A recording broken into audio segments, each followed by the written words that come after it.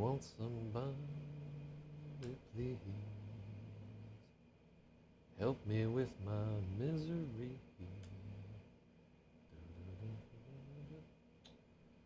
All right.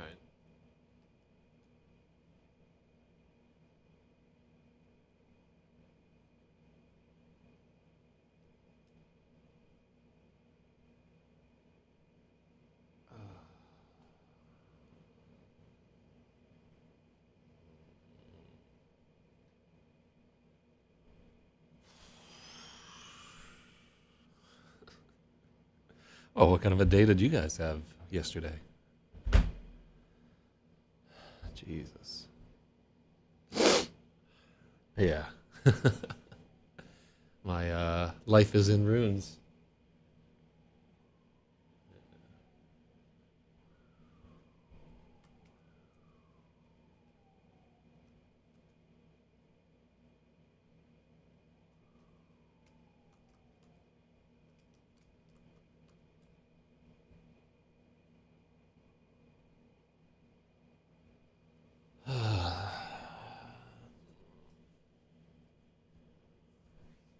Yeah, I don't even know if I should be doing this.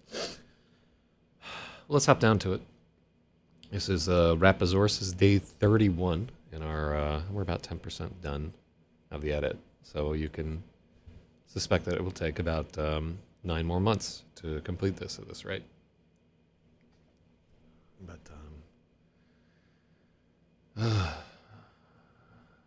yeah, I took like a long walk trying to, like, yeah, it's fucked up.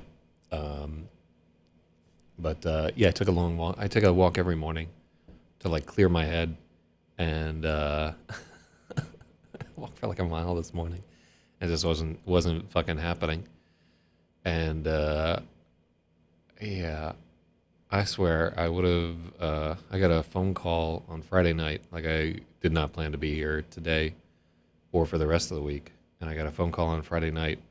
And I swear to God, I would have rather gotten hit by another car than taken that phone call. Ugh. Yeah, I broke. For those of you who don't know, I got drilled by a car while riding a bicycle earlier this year, and almost better. Like a few things are still out of whack, but been going to physical therapy and so forth. And literally, just family drama can hurt you so much. Where like for comparison, for the last 2 or 3 days, somebody has been sending me like death threats and related to this stream and other streams that I do.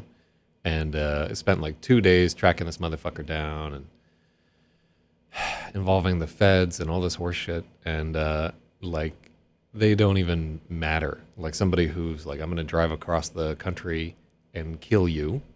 And their ability to make me feel bad is yeah, maybe you'll kill me, maybe you won't. Doesn't matter. The books are already in print.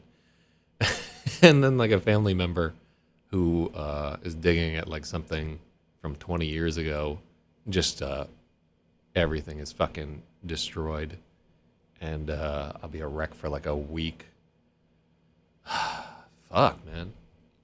Yeah, that's how it is, man. I don't know why you would ever bother to try and hurt somebody else's feelings, because somebody that they care about can do it so much worse. It's not even in the same fucking league. But I don't know. Maybe it'll give me some insight into the writing process right there. A lot of good writing and so forth comes out as suffering. I'll tell you that much. Gravid, the novel that I've got getting edited right now, was basically just me like channeling energy from a relationship falling apart for like 3 fucking years, and that's why it's so miserable that nobody can read it. But anyhow, this is a fun story and not a sad, miserable, gray, rainy day type story. So hopefully we can get. And this is a humorous chapter too. Uh-huh.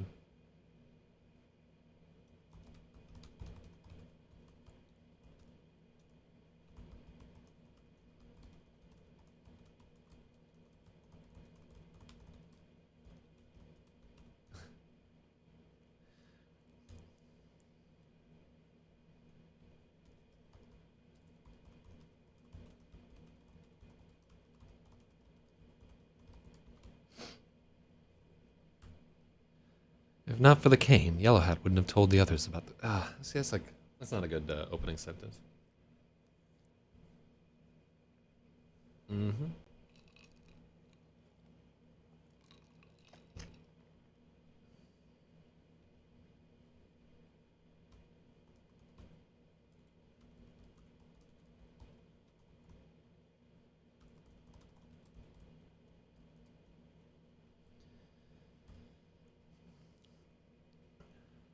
If not for the cane, Yellow Hat would have kept his mouth shut about the spine worms.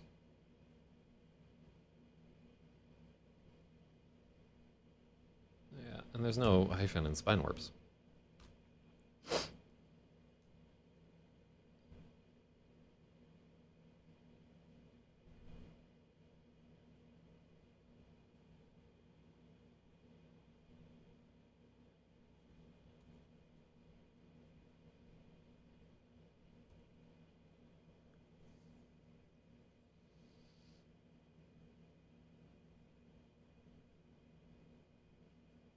Mm-hmm.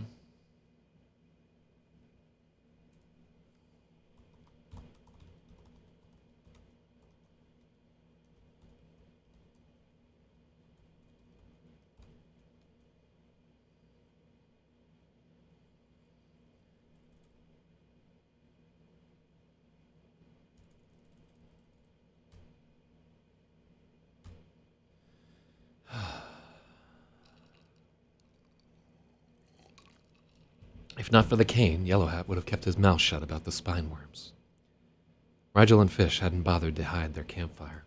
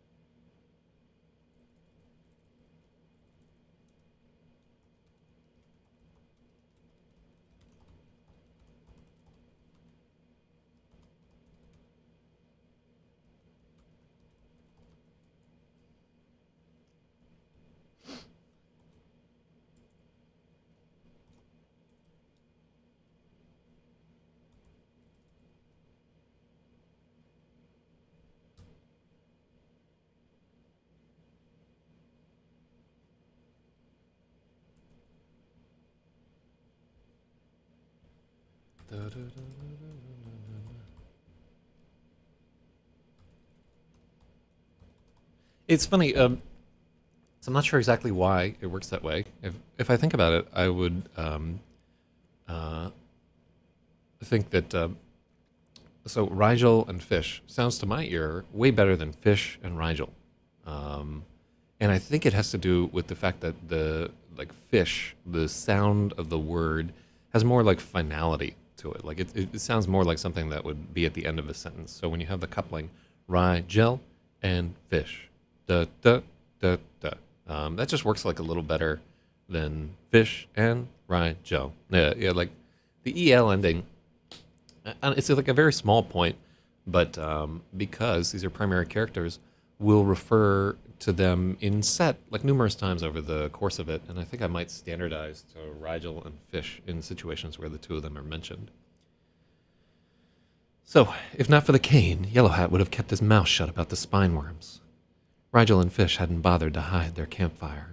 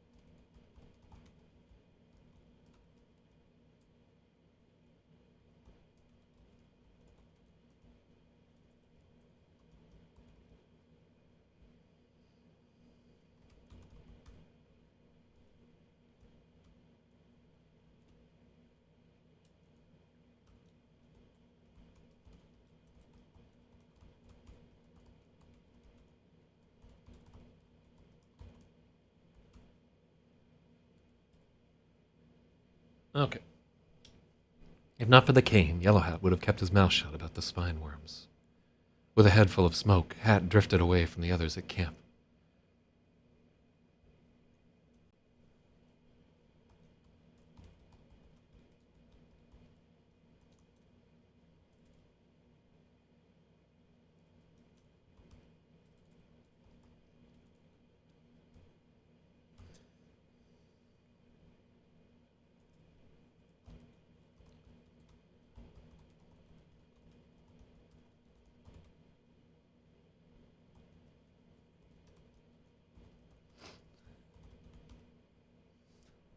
Oof.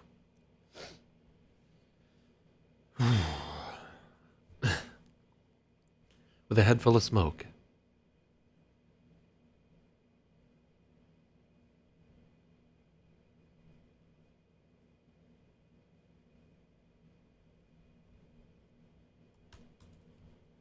Mm-hmm.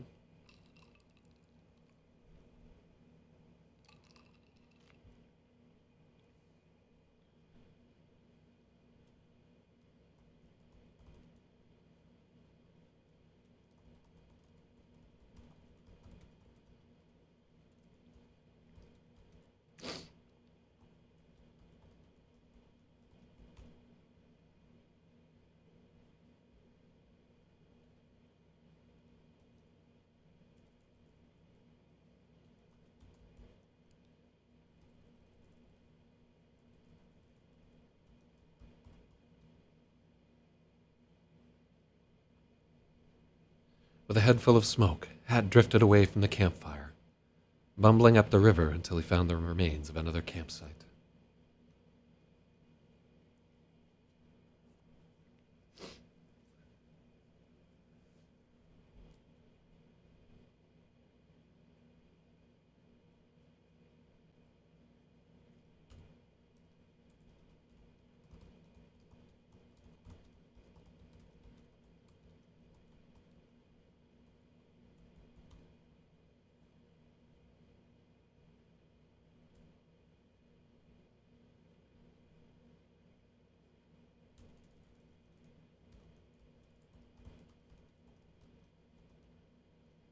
Rigel and Fish hadn't bothered to hide the remains of their fire. Thousands of hair-thin black lines radiated out from the boundary stones, where worms had tried to crawl away from the burning leak eater. Mm-hmm.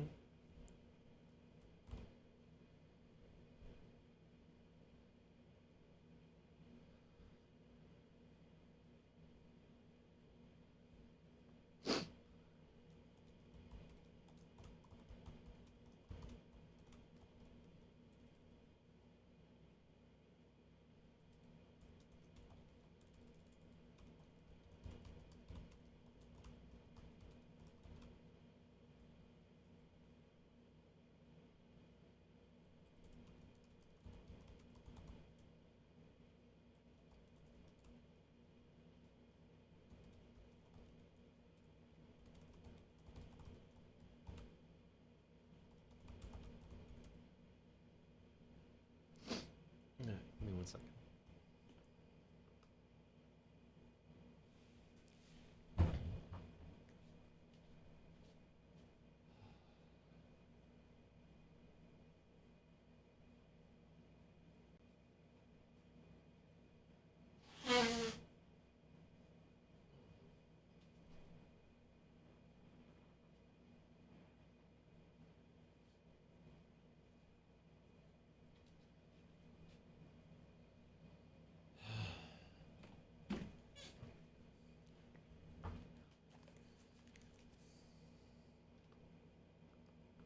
What?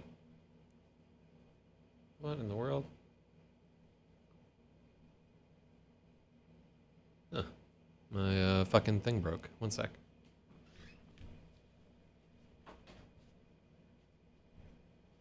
Won't somebody please help me with my misery?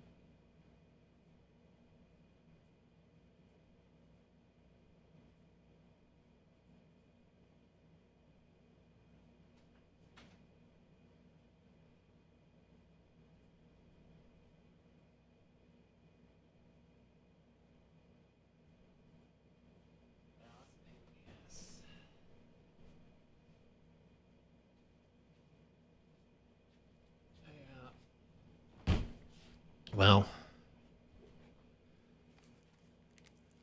why should anything fucking work? Oh, I'm so miserable. If not for the cane, Yellowhead would have kept his mouth shut about the spine worms.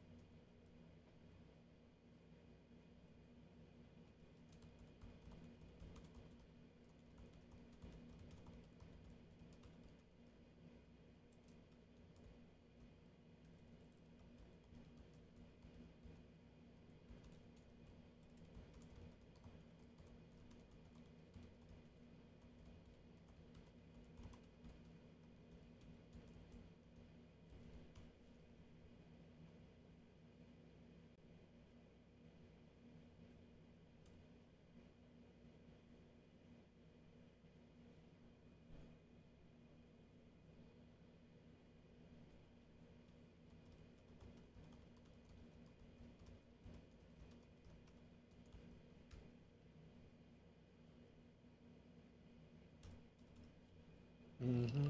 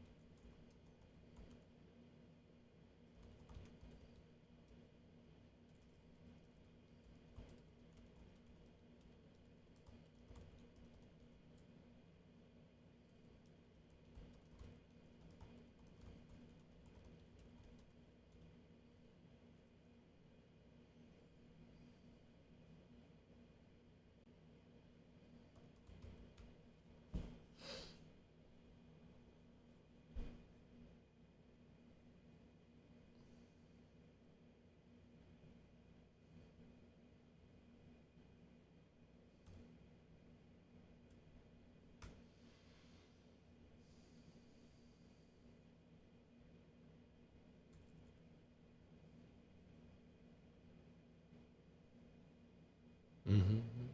This is better. Yeah. If not for the cane, Yellow Hat would have kept his mouth shut about the spine worms.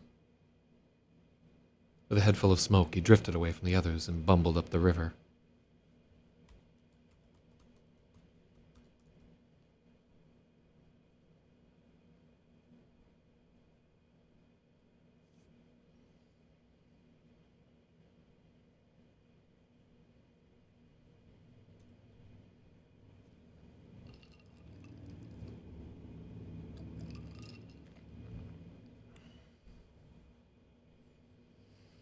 So it would be great if we had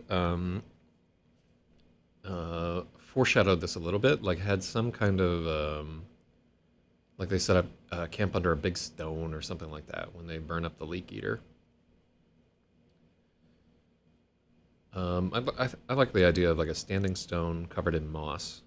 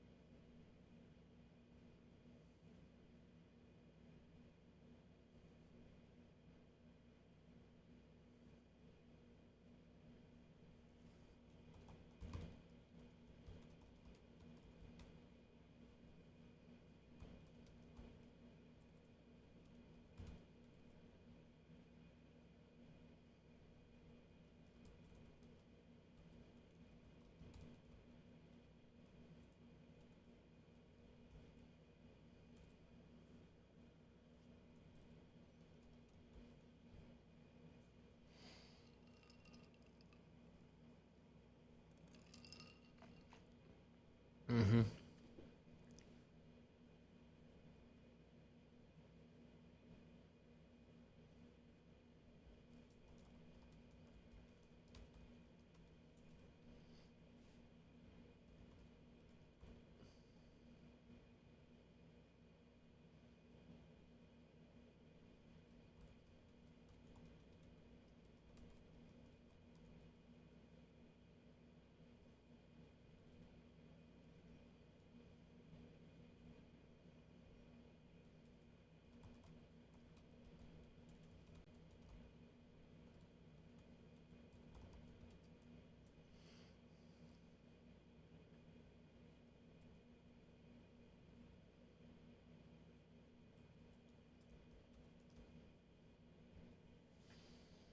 Mm.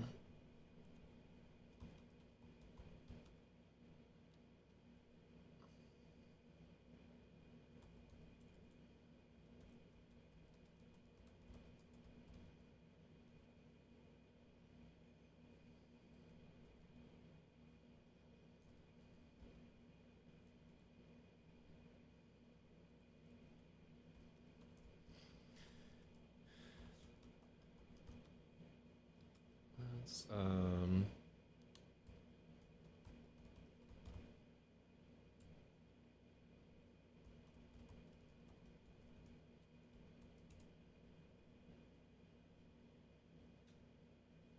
Hollowwood. A small sheltered valley. Yeah, that has a water course. Oh, I love when people call this a holler. Yeah. So Southern Appalachian English.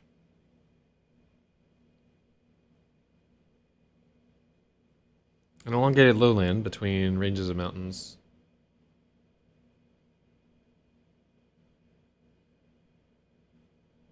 Yeah. All right, so hollow is like a little bit bigger.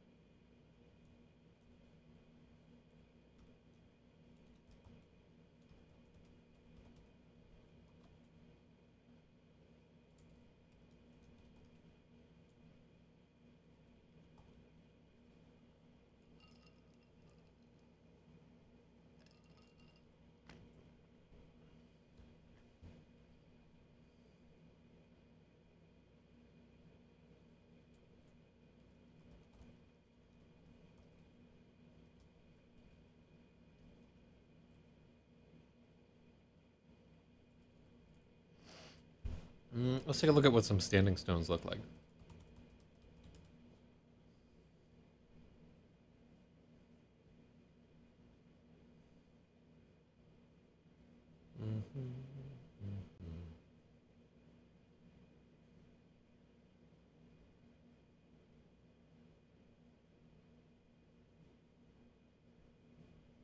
Oh, I like these. Oh,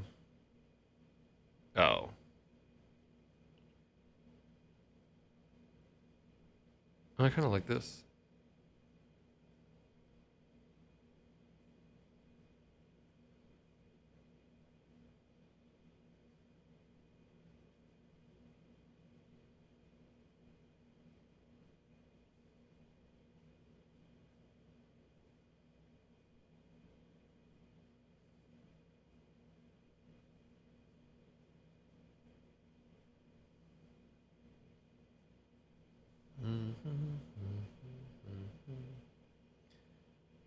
Drum trodden.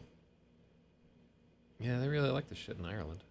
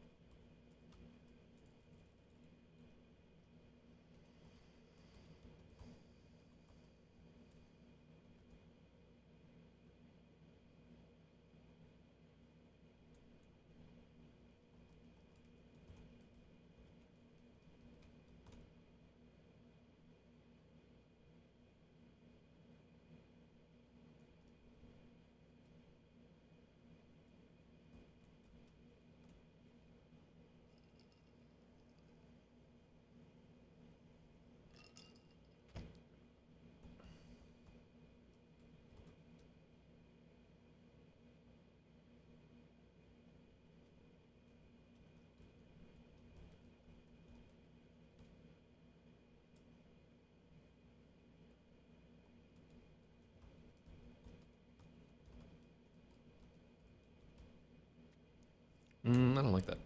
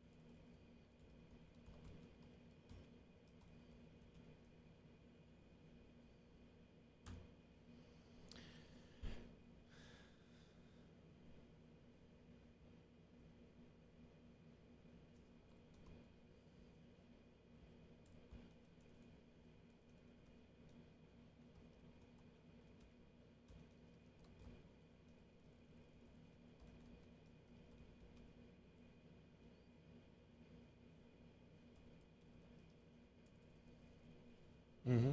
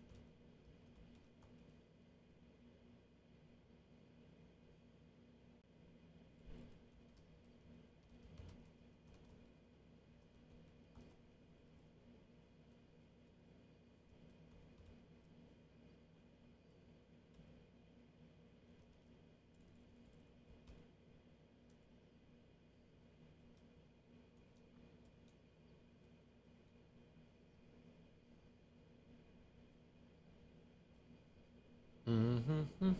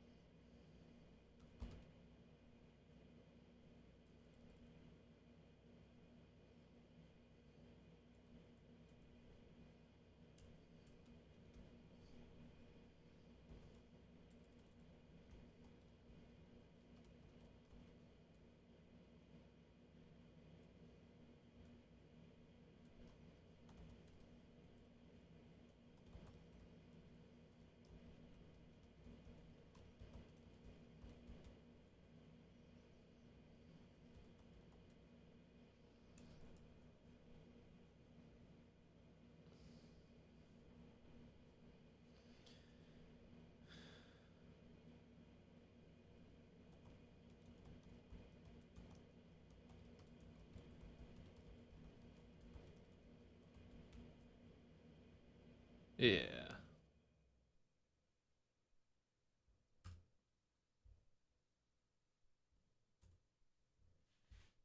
Cool. So there we like add a little standing stone there so we can go back to 1.10.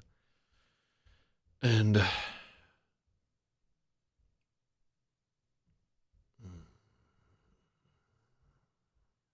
Ugh, I'm gonna have a rough fucking day. I can feel it already. I should think of something to do to take my mind off of this shit.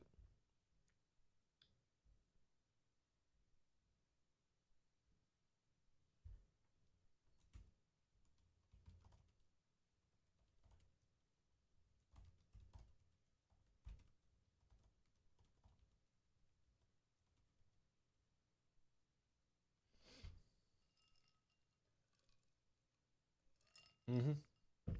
Oh, what's up, Spathy Wah? Man, am I glad to see you. Yeah. Hard times, man. Um, if not for the cane, Yellowhead would have kept his mouth shut about the spine worms. With a head full of smoke, he drifted away from the others and bumbled up the river as they set up camp.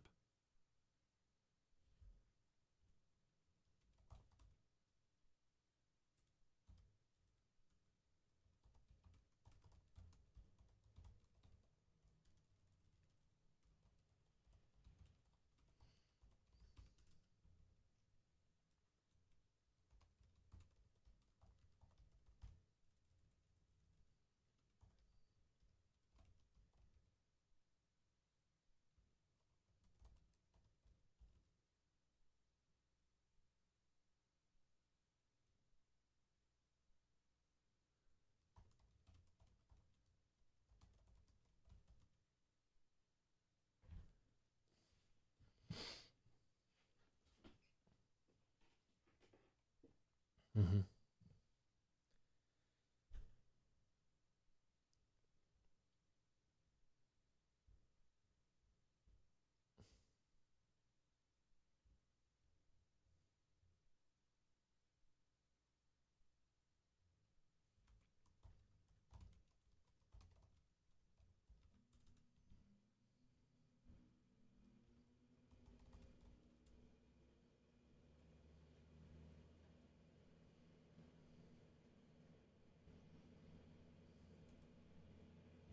Mm-hmm.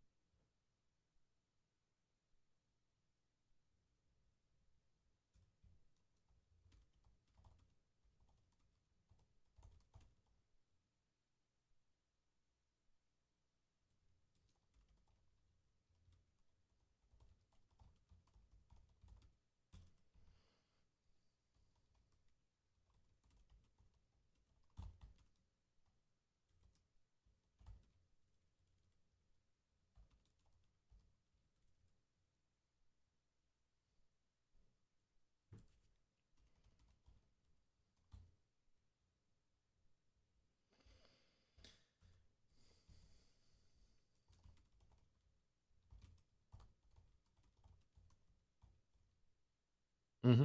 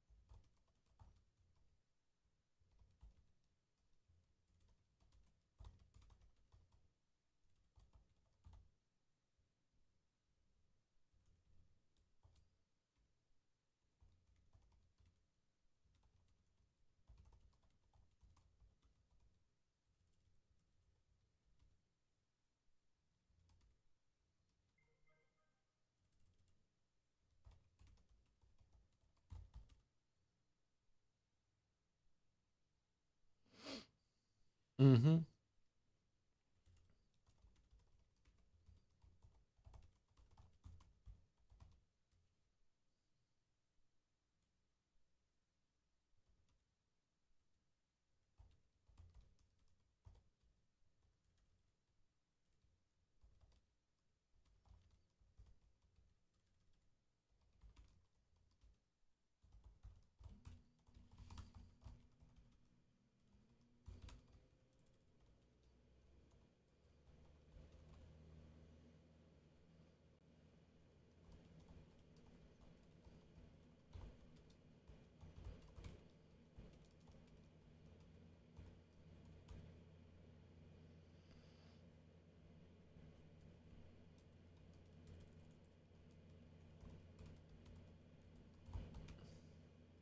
Uh, so I've got macaroon granola, and it's a wave Spooky from Michigan right there. Yes, hello, Spooky. Yeah, we're in day 31 of this edit, and we are 10% done, which means that we should complete it in like February of 2022, if I'm alive. But yeah, this is a epic fantasy story. We are slowly herding these characters into a dungeon where they will explore and take on a bunch of fun. So apparently, Michigan is the spookiest because Michigan again is the pumpkin growing capital of the USA. Yeah, I'm looking forward to Halloween this year. It's fall is my favorite season.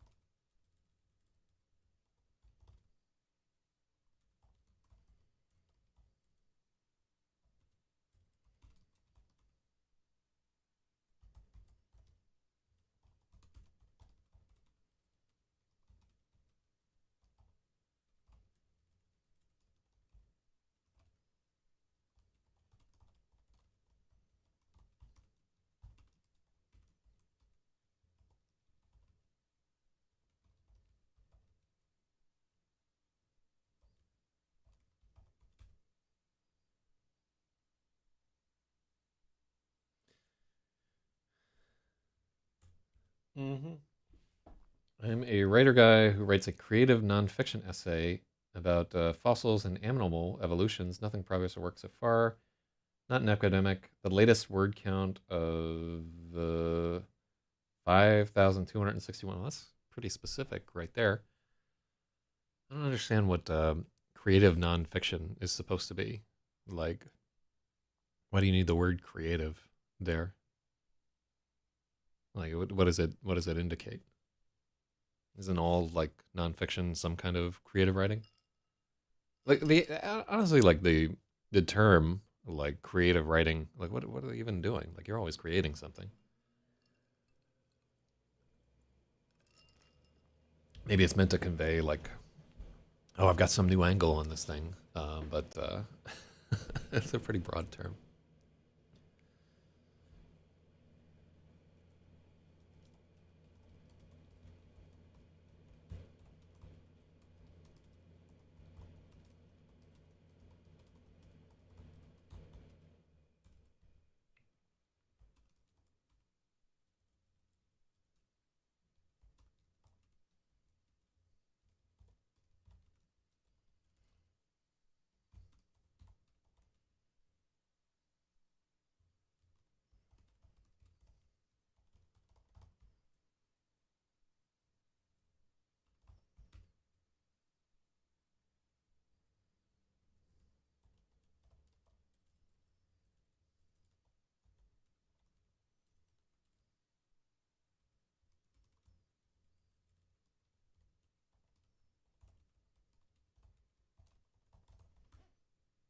Mm-hmm.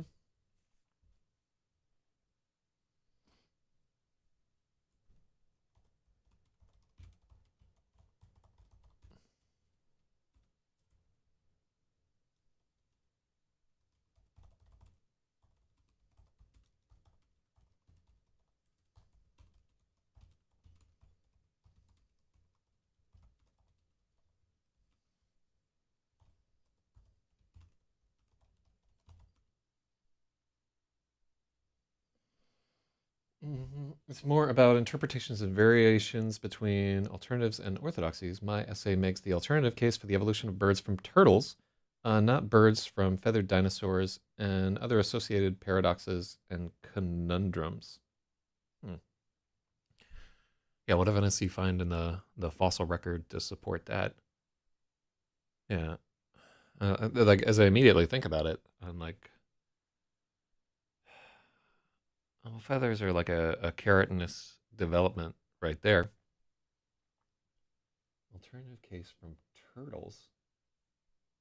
Yeah, how important were they as compared to like lizards and so forth? It seems like most of the shell containing creatures are kind of like a dead end for the most part. Like once you start building like a hard shell around yourself, you're stuck in that. Um, I'm trying to think. I know like a little bit more about mollusks and bivalves and so forth than I do about the evolution of turtles. Yeah, how would that fucking work out there?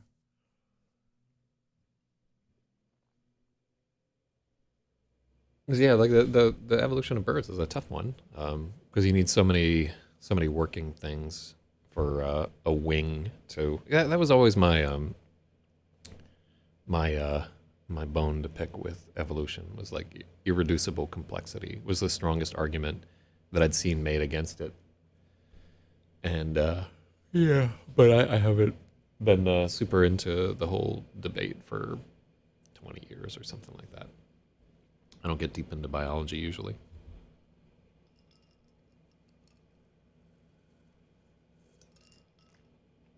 Mm. Yeah, I'm trying to think. How the fuck would a turtle turn into a bird? Oh, they sail on like a big, flat, thin, whatever there. Because if I'm thinking about them, let's see.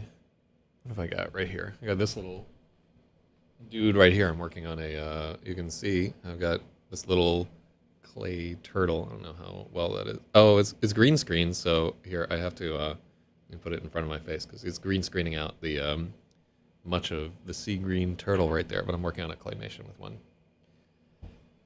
Turtle jawed Molanello. All right, let me take a look at this. It's kind of interesting. We were looking at yesterday. We were taking a look at some Indonesian leaf birds. I was looking at a. Oh, this is interesting. So we were looking at some an article about how essentially there are some like novel nano designs that allow animals to represent certain colors, like brilliant greens. Um, like we look at some of the colors that things like toucans and so forth are able to generate, and we're like, how are they getting these out of the environment? Like, there's nothing in the environment that has this color, yet they're able to generate it. And when we start to look at like wings of butterflies and so forth, they a lot of the colors that they're generating are because of like striations between like different very very very small structures within their wings. So they just create like a contrast between two different meshes of color, which is when you start like getting down to it is fucking insane. Like this is a neat article there. Just took a look at the turtle-jawed moa, large koal goose. So they're Hawaiian ones. Subfossils. Okay, side. So we only have speculative reconstructions of these guys. So they were like moas. Uh,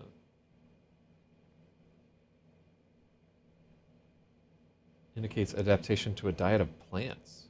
Huh. Well, that's kind of interesting. When you think about birds, you think about them as mostly like fueling themselves with seeds and so forth. I can't think of any that are. Um, you can see why immediately because like the things that eat like leafy plants and so forth usually have like some kind of ruminant structure, and that maybe it just makes birds too heavy to really eat things like leaves and so forth, and they have to concentrate on like a high energy whatever. Calcareous Makahoehi Dunes on the southeastern coast of Hawaii. Cave site, turtle-like appearance and structure of the beak. Rostrum as high as it was long. Okay, so they had weird-looking beaks. And they were prehistoric birds right there. Goose-like ducks. And they were flightless. Yeah, flightless birds usually don't do too well right there. Oh, yeah. Hey, Milkness. Origins of Larvae by Donald Wilkinson and Symbiotic Planet by Lynn Margulis. Oh, that's kind of interesting. I might The Origins of Larvae. That's a good title. Like, it's hard to forget. All right, let me get back to the edit, though. Ooh. If not for the cane, Yellow Hat would have kept his mouth shut about the spineworms. The others were embroiled in an endless argument. Stirs wanted to turn back.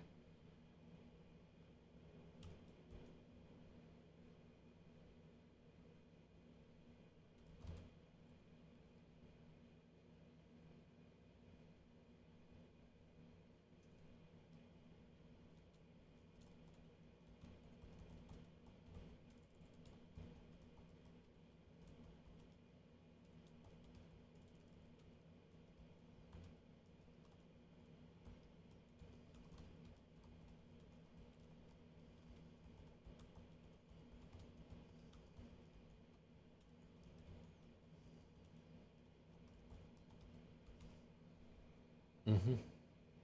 So Lynn Margulis was the first wife of Carl Sagan. Nice. I think old Carl was one cheating ass motherfucker when it really came down to it. But who amongst us has not tasted forbidden fruit? So I can't blame him. Won't somebody please help me with my misery?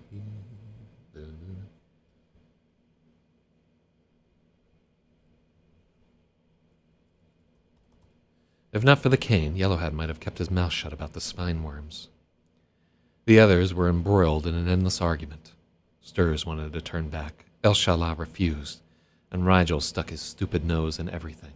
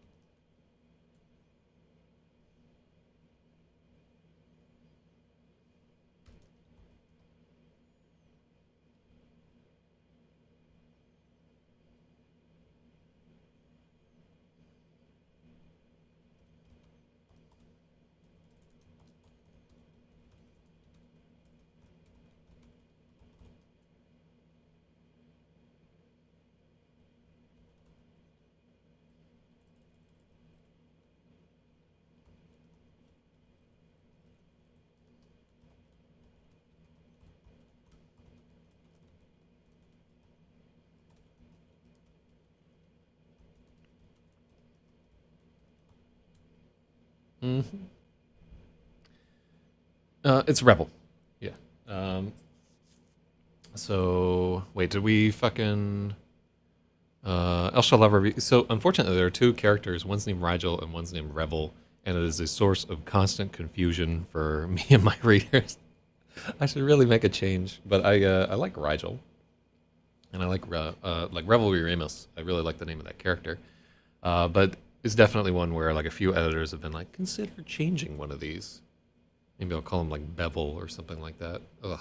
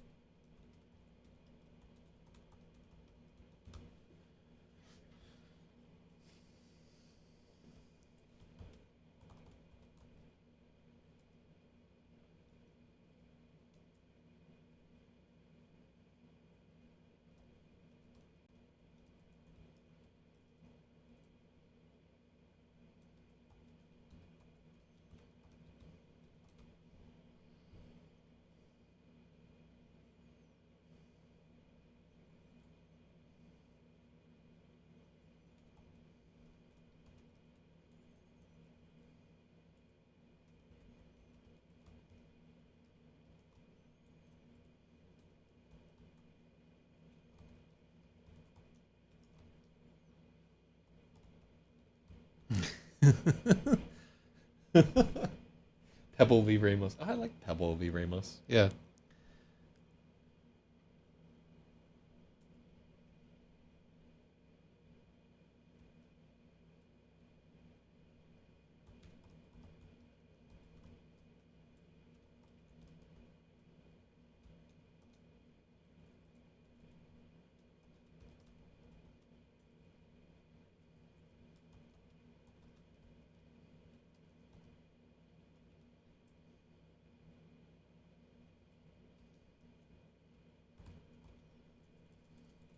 I kind of wanted to make a joke about how he's almost as faded as the ring.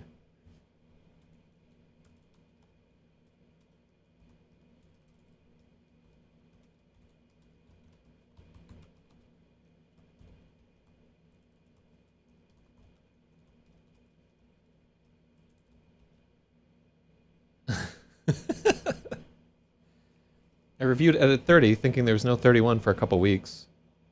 Uh, Yapping about. Oh, yeah, yeah.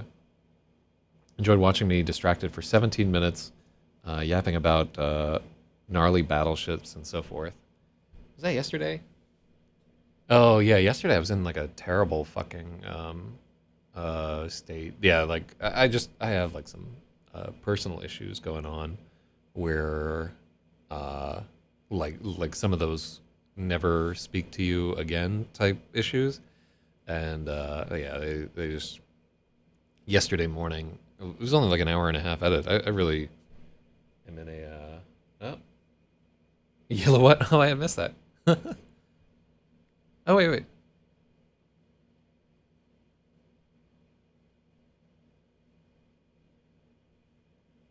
Where's the yellow hat? Oh yeah. Well, you caught me. Let me give you a point. All right. If not for the cane, Yellow Hat might have kept his mouth shut about the spine worms. The others were embroiled in an endless argument. Stirs wanted to turn back.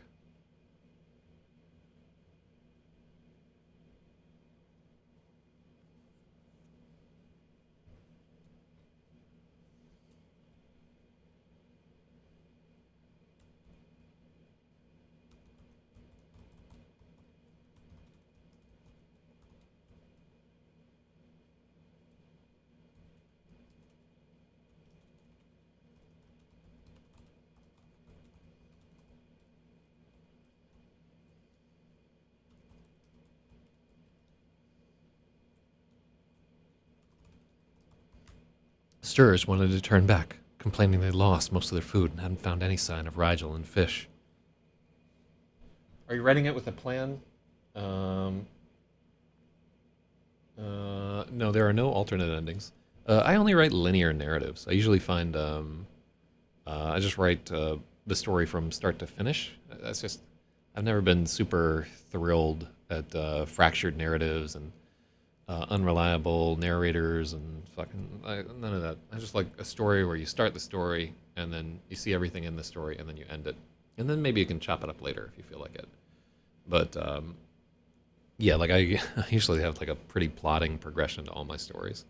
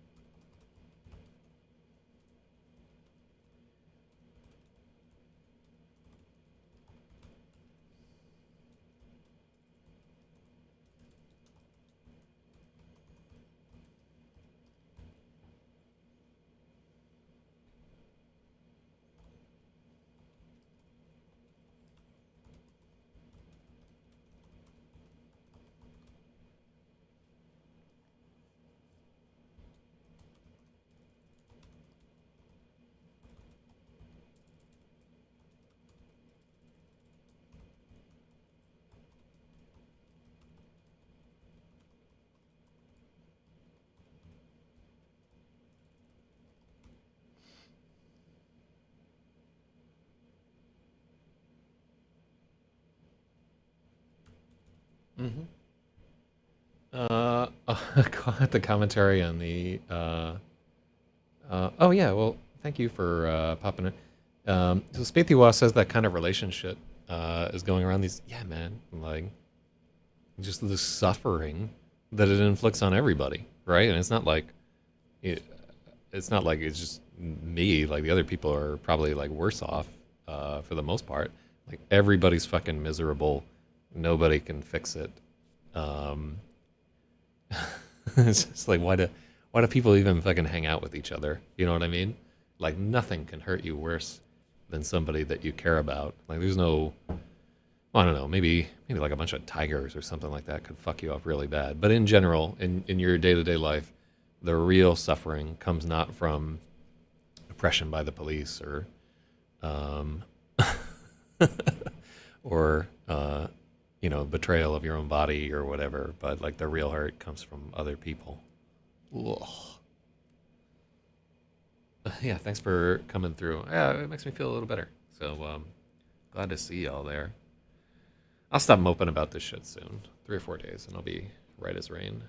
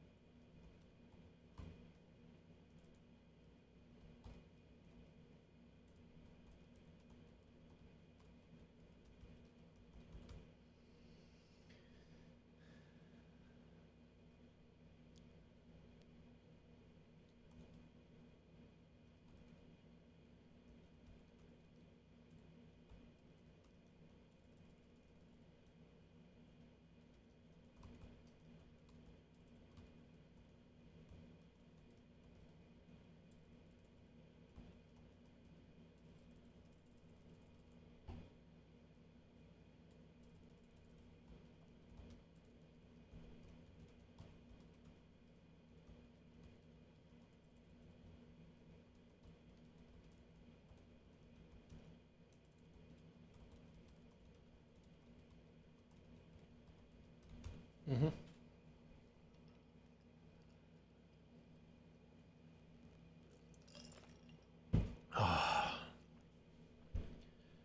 I might I might try and enlist like a third party to try and help mediate what's going on right there, because like the present situation is like so fucked up for everybody, um, and I don't I like I can't yeah that's what I'll try and do.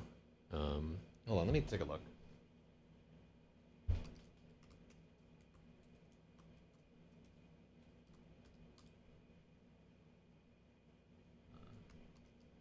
Yeah, let me see if I can.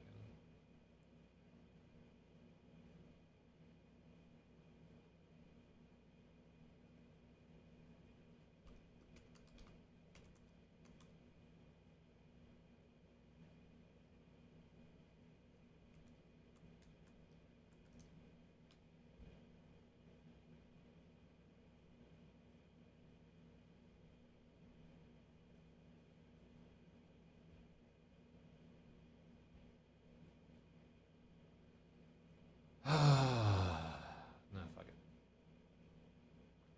Yeah, God, why is it that every time like a train gets involved in your life, it turns into some fucking Bob Dylan song? What is it about them? It's not the same with like planes. Maybe boats are like a little similar, but something about trains, man. People just like to get dramatic around them. Ugh. Ugh. Ugh. I mean, yeah, I'm gonna have to like beg somebody to intervene and sort some shit out there. Um, and then that like drags them into the middle of this whole fucking altercation. That's only because Dylan didn't sing about boats and planes. Did he enact this whole thing? No, I'm pretty sure that people were singing about railroads forever. But yeah, that was the title of our show on Friday night. It takes a train to die, which is like a play on. It takes a lot to laugh. It takes a train to cry by Bob Dylan. And we had a picture of Terry Davis on there, who was a computer programmer who was touched by a divine light and wound up wandering into the path of a train before he could complete his sacred operating system. R.I.P. Big Terry. God.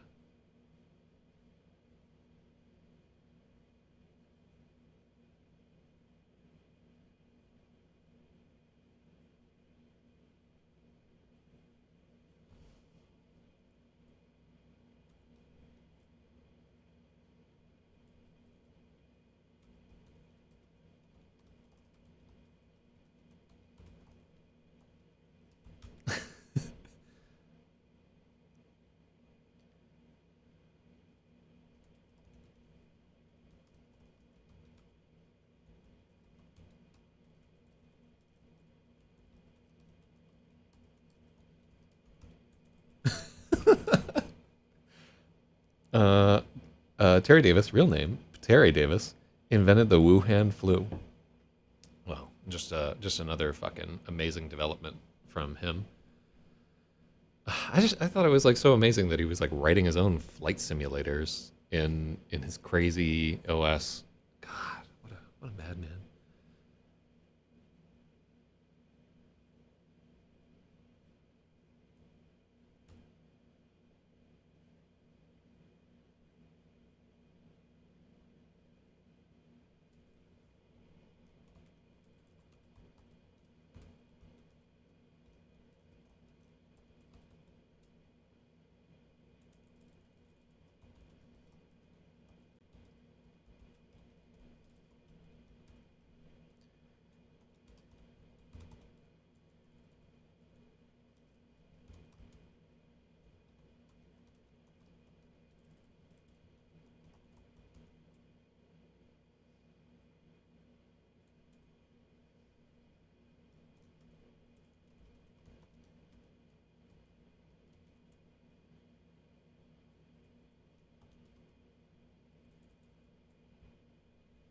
I like drifted a little better.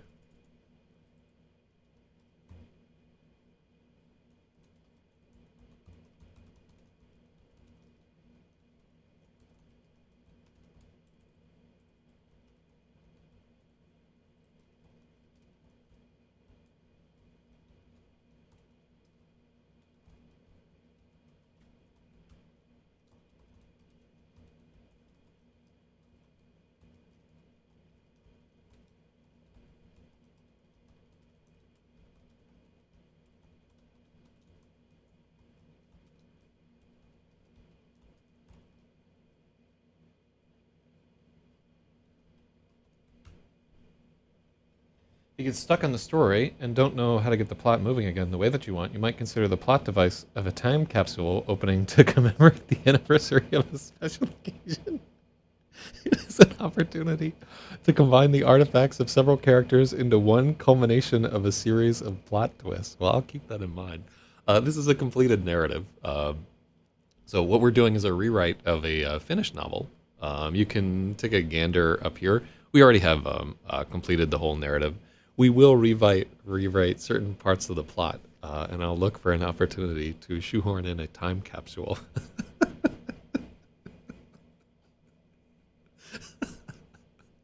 But yeah, like so it's already done, fortunately. So I don't think we need a new plot device. It's more like more of what we're adding are these little teeny tiny things, like we're kicking back the standing stone as we're um, but yeah, so I'm just adding like the standing stone here to like tie in the characters together.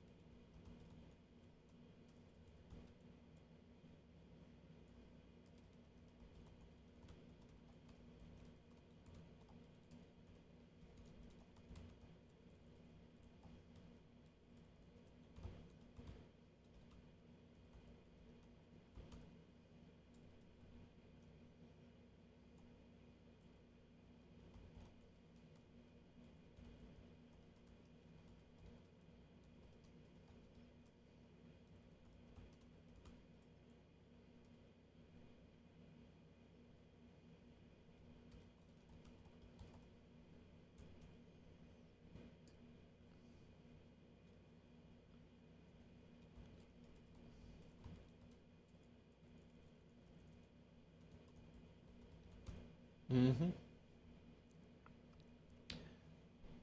I like this a lot. Yeah. Because it lets me do like several things. So the goal there, so we went back and just put in like a standing stone, and I like neither Rigel can't read at all. He's illiterate, and it's really helpful to have that as a plot device because it comes up later. Um, and then Fish has like some distant memory, like I was here before, but he can't exactly remember what the fuck is happening, which is good. Oh, who's fucking bothering me? Oh, it's Astro. God, fuck off, Astro. Why do you even bother? Um, I banned him from like every one of the chats. In fact, if he's saying anything, hold on, let me look back. No, we just had to like kick him the fuck out of there. So this like why are we including this device right here? Is it just because standing stones are cool? A little bit. But we just the foreboding adds like a little bit of flavor there, and by having like a distinct artifact, we can tie in the action of the two characters, and it's nice for the reader when you can be like, oh, I wonder what that is. You know, like it's just like a runoff, and then with that we can tell like Hat can read these runes, right? He has been all over the place, and it just gives like a little bit more oomph to the whole fact that they like start to close in. Yeah.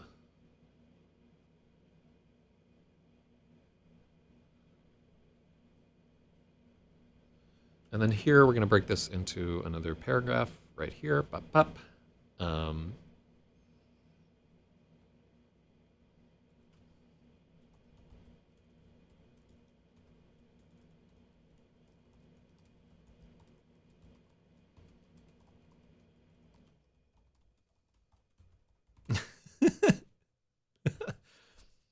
Yellow Hat was almost as faded as the ancient rings. I like that. So faded is like it's a pretty modern term for being high as fuck, but I think we can get away with it there.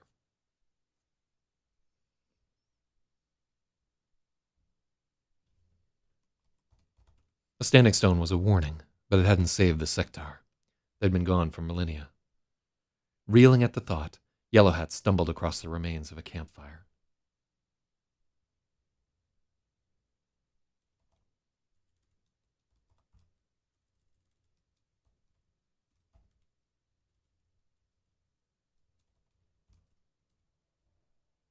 Yeah. Won't somebody please help me with my misery?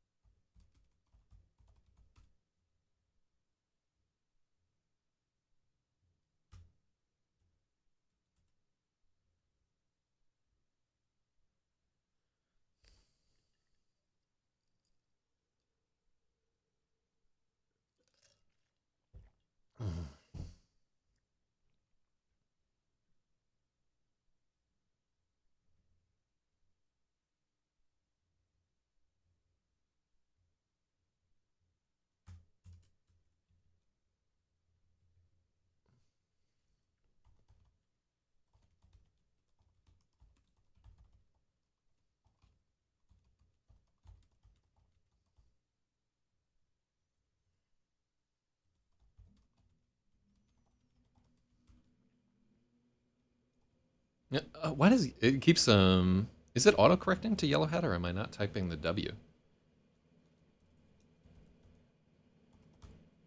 Yeah, no. Yeah, probably just me fucking up. Thousands of hair-thin black lines radiated out from the boundary stones where spineworm.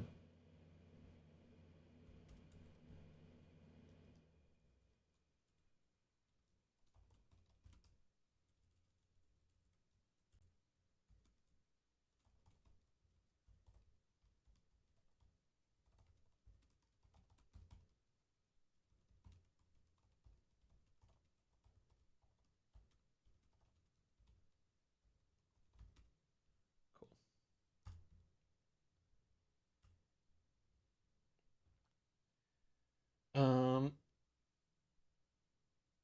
campfire and campsite are interchangeable. Yeah, they're both interchangeable, and you vary the two of them. But there might be a spot where I'm like fucking up in between the two. Yeah.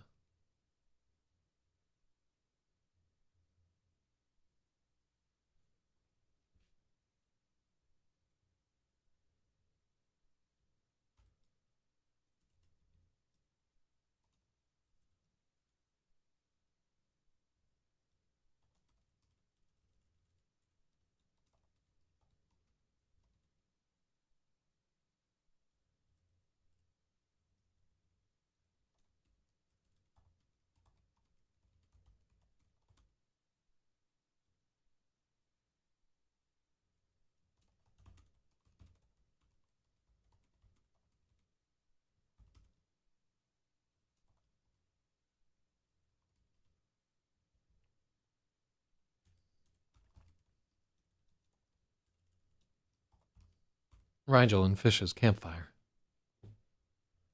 They made no attempt to hide it.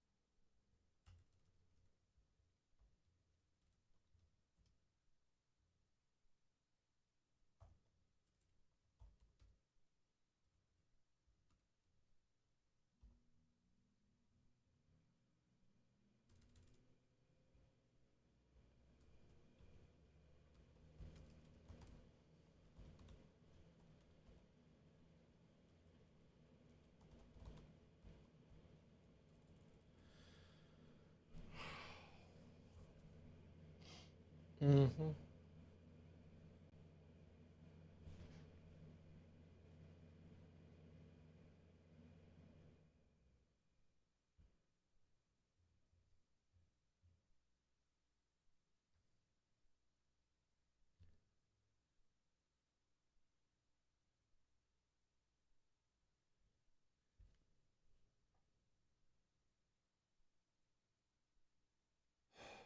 Ooh, this is like so much harder with like that weight on top of me right there. All right, let me clear my mind a little bit here and try to.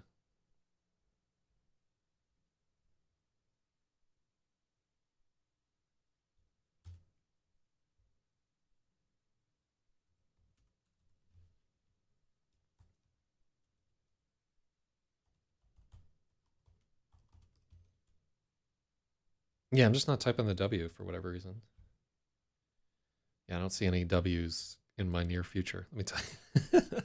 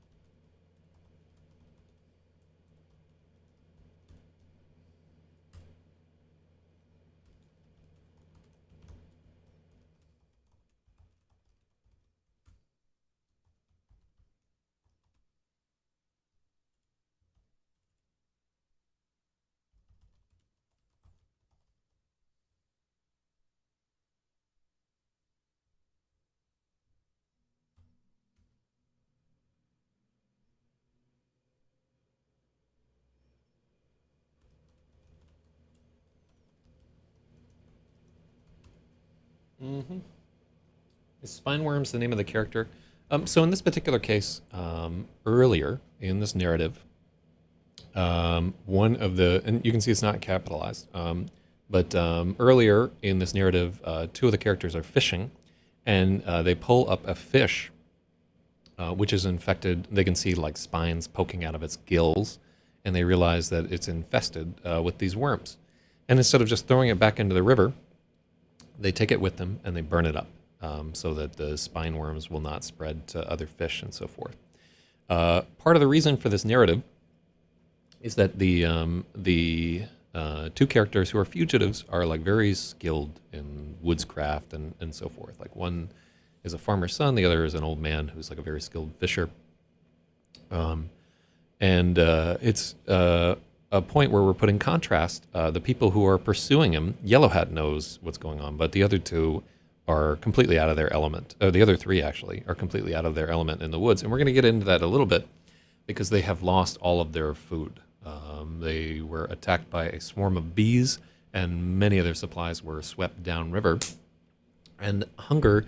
So this story is essentially like a roguelike, right? It's like hunger is going to be a constant factor in this story. Like all of them are hungry all of the time. They do not have enough rations to make it deep into the dungeon, and they're forced to improvise.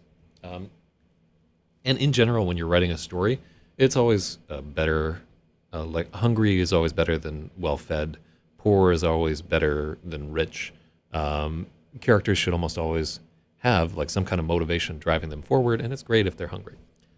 Everybody can understand what it's like to be hungry. If you're rich as shit, you can't understand what it's like to be poor.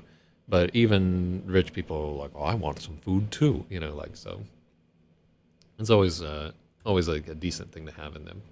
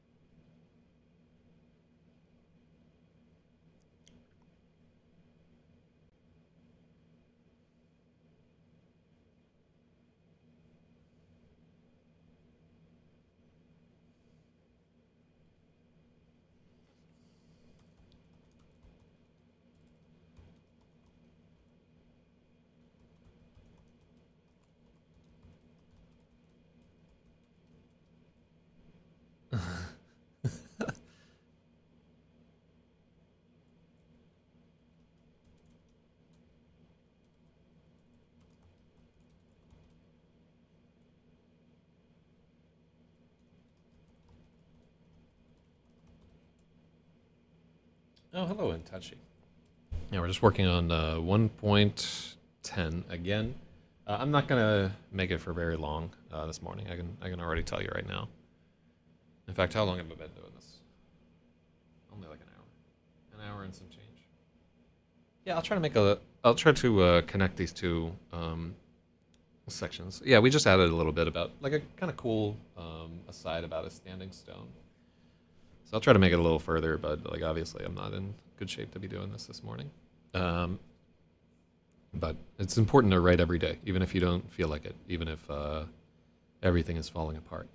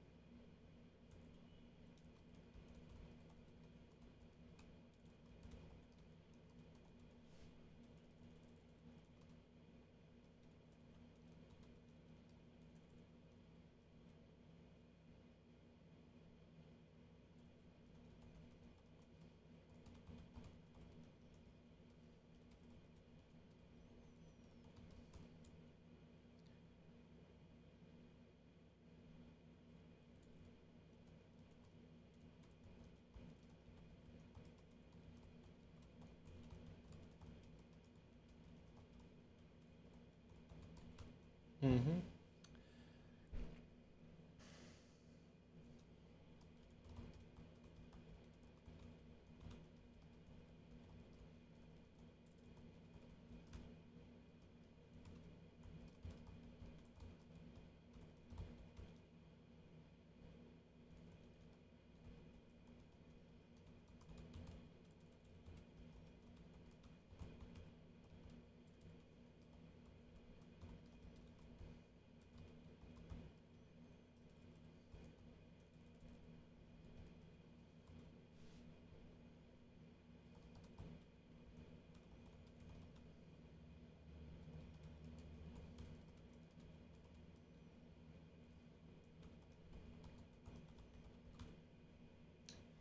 Okay, so Yellow Hat is trying to get across the group of escapees. Their only hope of a potential food source is the river, and burning the spine worms is the right thing to do, while the rest of the group are panicking out of sheer starvation. No, none of that's right.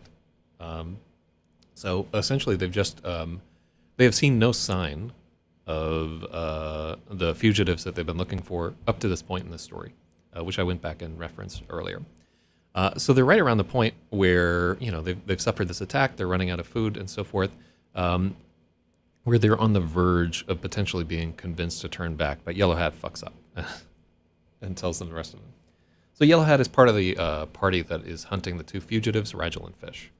I know this may seem kind of confusing, but if you check the YouTube link there's a synopsis that's like chapter by chapter. Hold on, let me just find the synopsis. Boom. So there you go. So fortunately, yeah. So that paste bin has a chapter by chapter synopsis, so you can know everything that's happening in the story this far. So it may make a little bit more sense.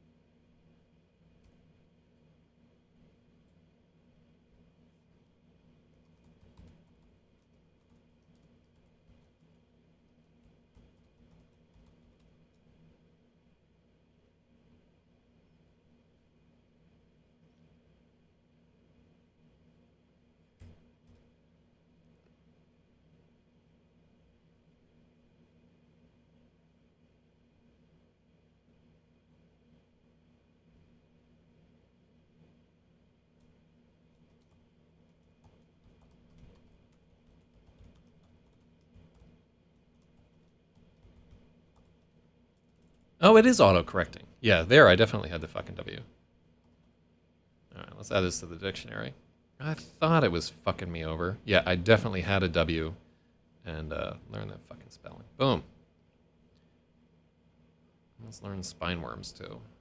There. I should do all my fucking characters like that.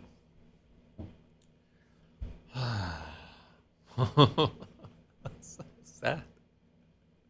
This is the fuck. I could just like for the last all day yesterday, like wandering around on the street, and you can just feel your whole body like walking around with my fucking like jaw hanging open, and like people like walking past me and not making eye contact with them, not even like glancing up to stare at big old titties as they're swaying past. Just like I'm aware that they're there, obviously. Who could forget? But just not even taking the time to be like, oh, like just. Yeah, I wonder if that's the ticket to being a saint, is just being so fucking miserable you can't do anybody any wrong. I gotta try and fix this morning. I should always add character names to the dictionary. Yeah, I think we'll do that going forward. I was just too lazy to do right click and then learn. But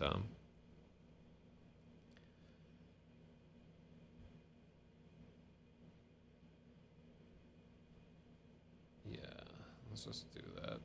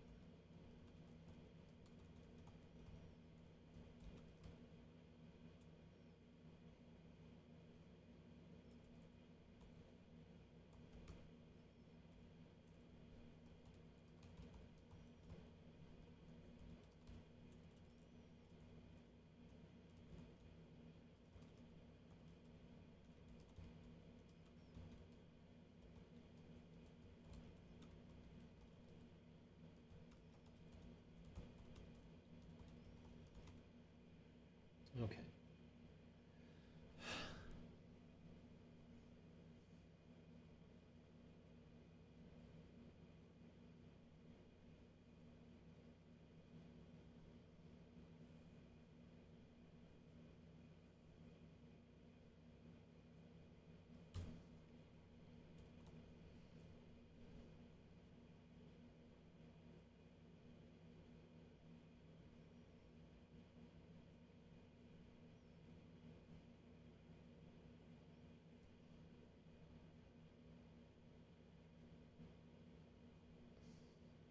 No, I like this. There.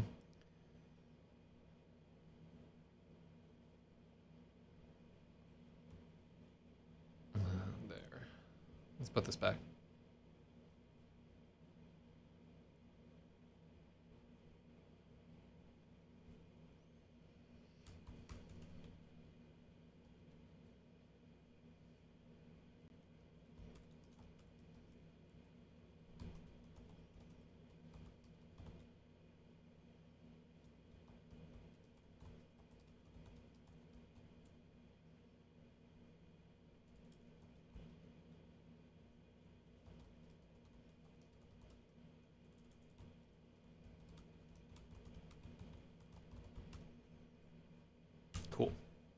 Are you fucking serious? Oh, what's up, dude, my guy? Holler at you. So fishermen usually don't use fishing poles because it only gets them one fish at a time. That's why they use fishing nets to trawl the waters. Well, sadly, they don't have a fishing net handy there. And usually, um, if you're trying to get fish in a river, just generally like a pole is like a little bit more handy than a net in general. Like I encourage you to try and get some fish out of a net. Well, you might not understand, but they're in a river right here. So the peculiar nature of a fast-running river makes it particularly unsuited for nets, which quickly get tangled in the jagged rocks and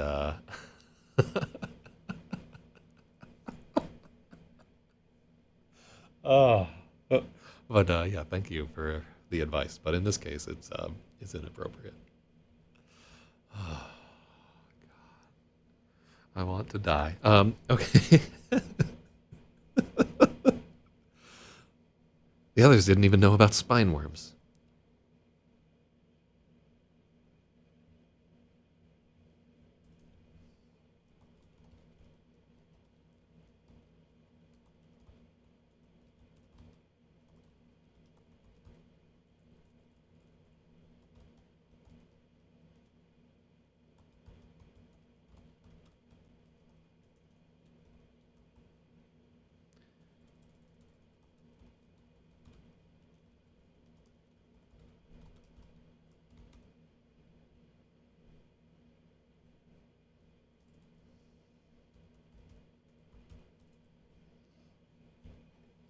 Okay.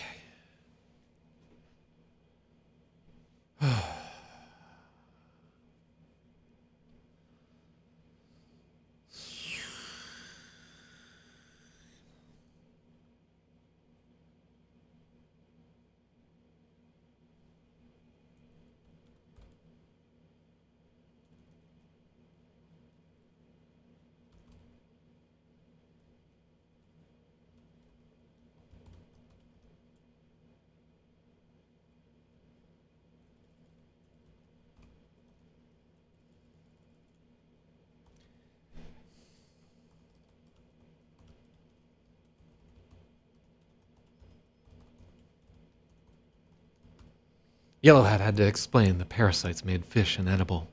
The hosts had to be burned so they couldn't infect others.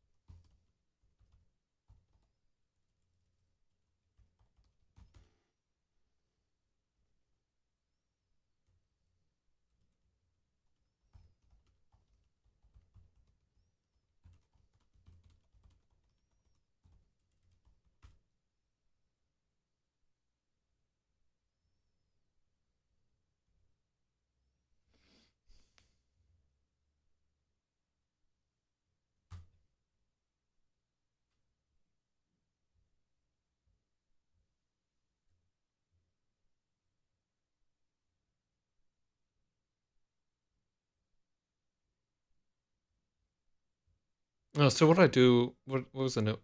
Edit task. Oh, fuck. So yesterday I was talking about some task that I had for myself, and I completely forgot to like make the edit, and now I can't remember what the fuck.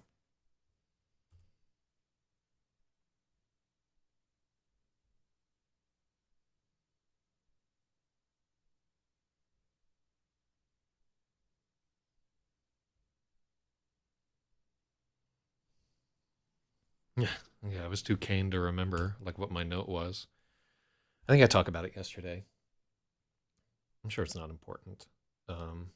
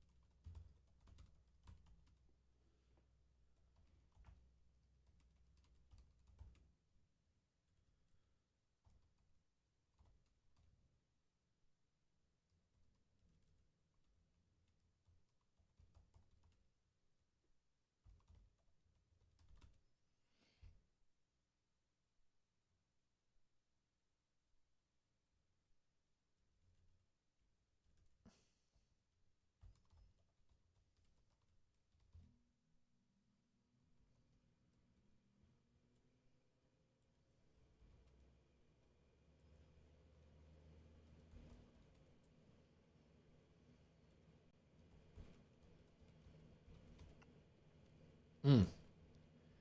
I wonder how if that would just be like a terrible idea. Yeah, let me see. The berry can be poisonous. High amounts of solanine when unripe. A poison that causes gastrointestinal issues. Ah. Unripe green fruits are also edible.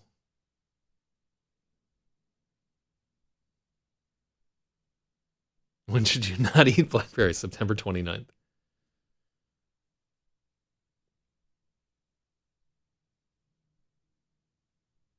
Mm-hmm, mm-hmm.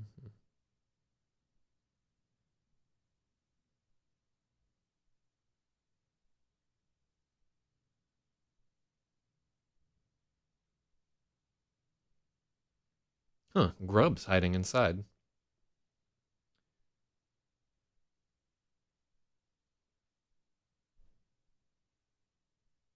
Almost all fresh blackberries have worms inside of them. Uh, I did not know that. Safe to eat besides being disgusting. Huh. That's fucking crazy.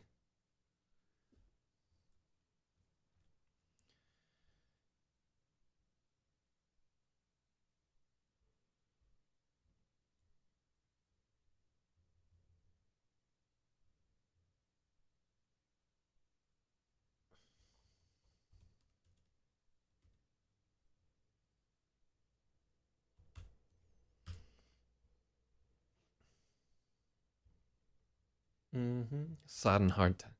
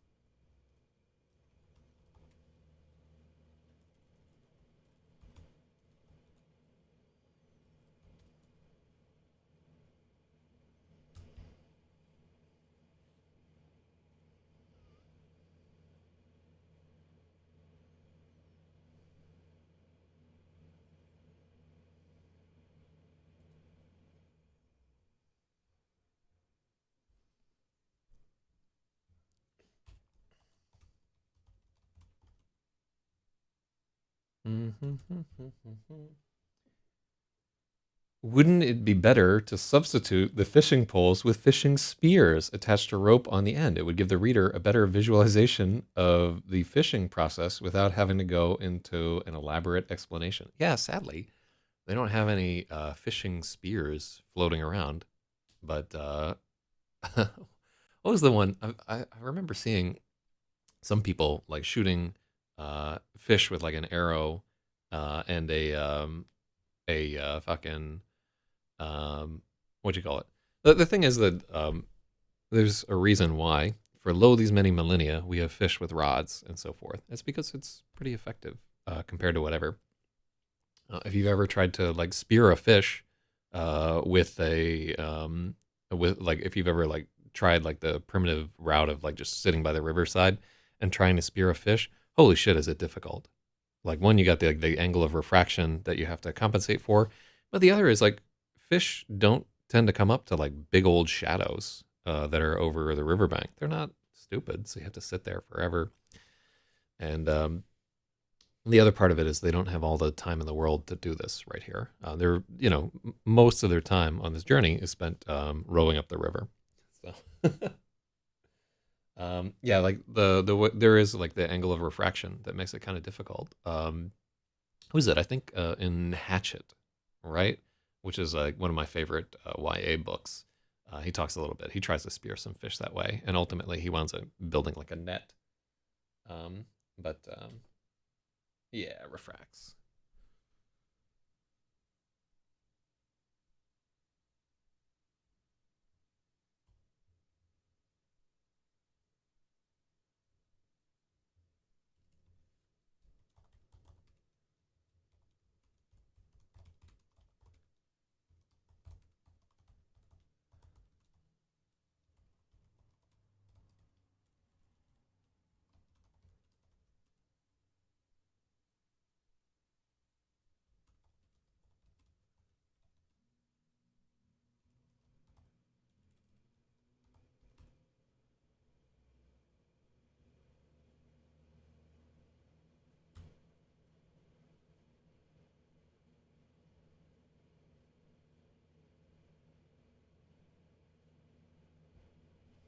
Mm-hmm.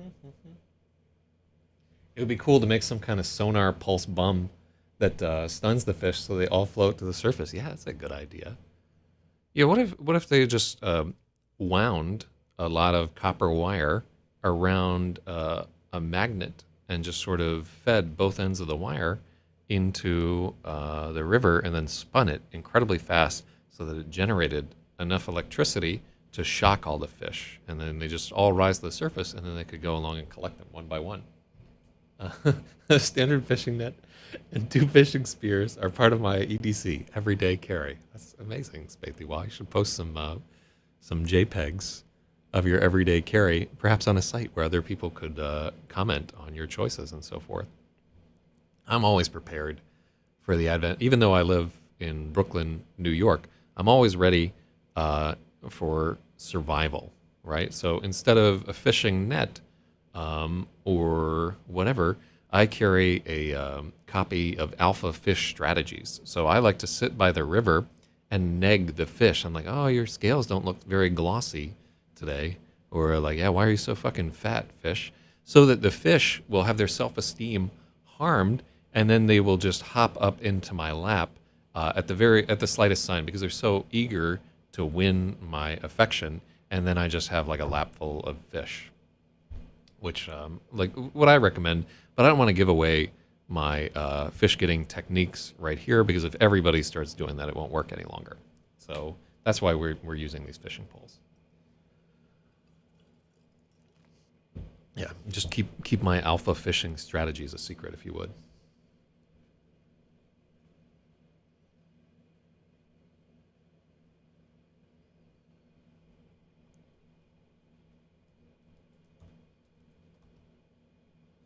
Besides the clothes on his back and his cane pipe, Yellow Hat's only possession was his fishing hook. He kept it in his pocket with the pipe, jabbed into a bit of cork with line wound around it. He'd try to sell the hook for cane. Made of fishing is the right strack for my Shrigma male personality. Stockholm fishing.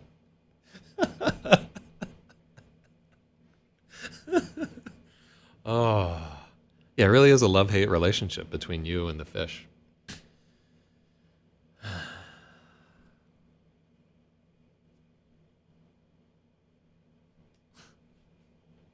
You know that, like, when I start streaming, my computer pulls almost 2 more amps than when I'm not streaming? It's crazy. I had no idea. Shout out to the voltmeter.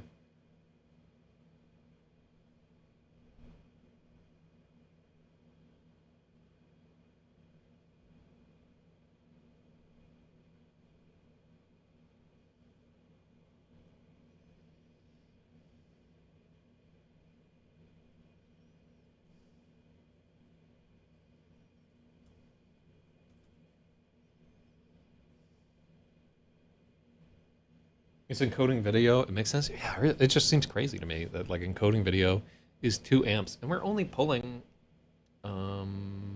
6 or 7% CPU there. I wonder how crazy this thing would go. Like if I started rendering video or something like that. I'll try. Like maybe I'll re-render the cover for Zeros or something like that. But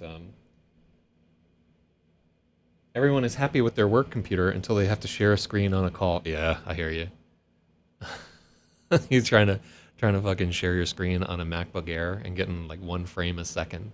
LOL, low. Mm-hmm.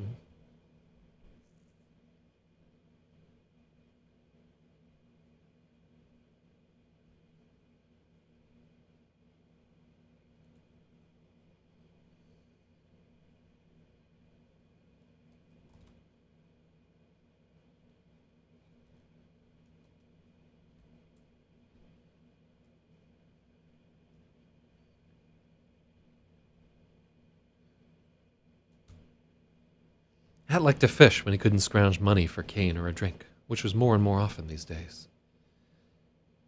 He would wind the line around the hem of his fist and pass the time with the other.